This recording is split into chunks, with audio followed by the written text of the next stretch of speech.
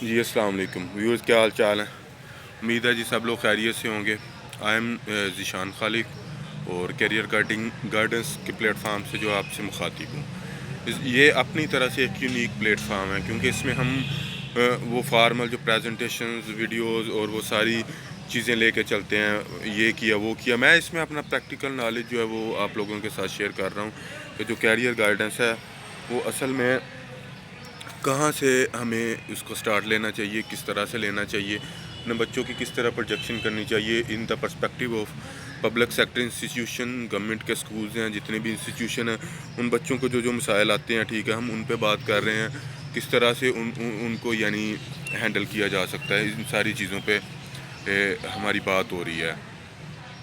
تو پچھلی ویڈیو میں ہم نے بات کی تھی، اس کا لنک جو میں نے ڈسکرپشن میں دے دیا، ہم نے بات کی تھی کہ اگر آپ نے کمپیوٹر سائنس لے لیا، بایو لے دی بچے کو 9th میں آنے کے بعد، آرٹس گروپ لے دیا، تو کائنڈلی اس کے پیچھے کوئی لاجک ہونی چاہیے۔ یعنی ابو نے کہا، امی نے کہا، اس فیلڈ کا بہت اسکوپ تھا، اس میں نے کچھ ایگزامپل بھی ریئل ٹائم شیئر کی ہیں کہ ایک ٹائم میں بی کام میں اتنے لوگ چلے گئے تھے کہ بی کام اور ایم کام بیسڈ جابس ہی مارکیٹ سے ختم ہو گئی تھیں۔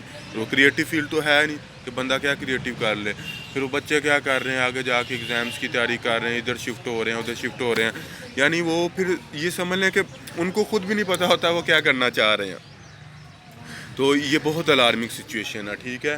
تو اس کے پیچھے جو ہے ایک پراپر لاجک ہونی چاہیے، ٹھیک ہے۔ اگر آپ نے کمپیوٹر سائنس لیا تو اس کا ریشنل کیا ہے، ٹھیک ہے۔ بایو لیا تو اس کا ریشنل کیا ہے، آیا کہ آپ کا بچہ کمپیوٹر سائنس پڑھ سکتا ہے، بایولوجی پڑھ سکتا ہے، یا اسے آرٹس گروپ میں جانا چاہیے، ٹھیک ہے۔ اس کے پیچھے اس کے passion, interest, driving force, talent hunting, personality development, grooming, یہ ساری چیزوں کا ایک پراپر ورک ہونا چاہیے، ٹھیک ہے۔ اگر تو آپ ایجوکیٹڈ ہیں، ان چیزوں کی انڈرسٹینڈنگ ہے، تو خود ہینڈل کر لیں، ٹھیک ہے۔ اس میں جو اور سب سے امپورٹنٹ فیکٹر ہے، ان کے مارکس کی بنیاد پر اس چیز کو بالکل ڈیسائیڈ نہیں کرنا۔ یہ بچے نے بڑے اچھے مارکس لیے تھے میڈیکل میں، بڑا برائٹ بنے گا، بڑا یہ کر دے گا، وہ کر دے گا، ٹھیک ہے، اس کے مارکس ہیں۔ ہو سکتا ہے کہ وہ کمپیوٹر سائنس میں بہت ہی کوئی ایکسٹرا آرڈینری پرفارم کرتے، آرٹس میں جا کے وہ کچھ اس طرح کا کر دے کہ جو آگے جا کے اس کو میڈیکل سے بھی زیادہ بوم دے، فائنانس دے، اور وہ ساری چیزیں جو ہے وہ ان کو لے کے چلے۔ تو یہ چیز ہے جو پچھلی ویڈیو میں ساری ہم نے چیزیں سمجھی تھی۔ پھر میں نے کہا تھا جو پبلک سیکٹر میں بچے آتے ہیں ان کو ایک سب سے اور بڑا جو پرابلم فیس کرنا پڑتا ہے وہ ہے انگلش میڈیم اور اردو میڈیم، ٹھیک ہے جی۔ یہ بھی یہاں پہ اردو ہندی تنازع ہی بنا رہتا ہے۔